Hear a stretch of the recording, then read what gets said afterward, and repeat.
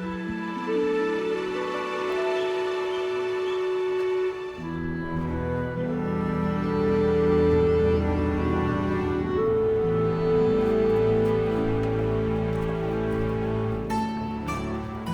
नाम अंसार अहमद है। मैं आर्कियोलॉजिस्ट हूँ और आज हम शाह अल्लादीता के गारों के पास खड़े हैं। तो गारों की कहानी बहुत पुरानी है, हज़ारों साल पुरानी है।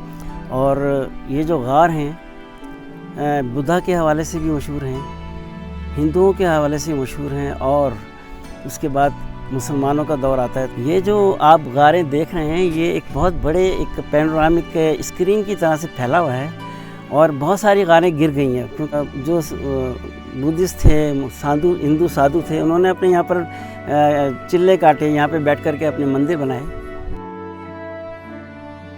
ये एक ट्राई रूट है, उस पर ये वाक़ है, उसके बिल्कुल दाहिने पर है।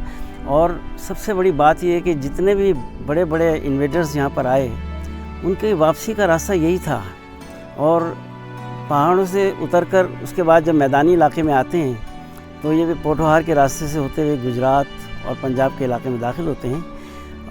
तो जब सिकंदर आज़म फ़र्स्ट टाइम यहाँ पर आया था तो राजा अम्बी ने उसको खुदा हाफिज़ कहने के लिए इस जगह पर मौजूद था, और यहाँ से उसने उसको खुदा हाफिज़ कहा। सबसे बड़ी बात ये कि हमें, जब मैं पहली दफ़ा यहाँ पर आया था, तकरीबन कोई 20 साल पहले की बात है, तो यहाँ पर गारों के अंदर पेंटिंग्स थी, और बाहर की तरफ भी जो है आपको नज़र आती हैं म्यूरल्स वगैरह जो हैं, इसके पिगमेंट्स नज़र आते हैं कलरफुल। लेकिन वक्त के साथ साथ और लोगों ने इसको बड़ी बर्बादी से ख़त्म कर दिया।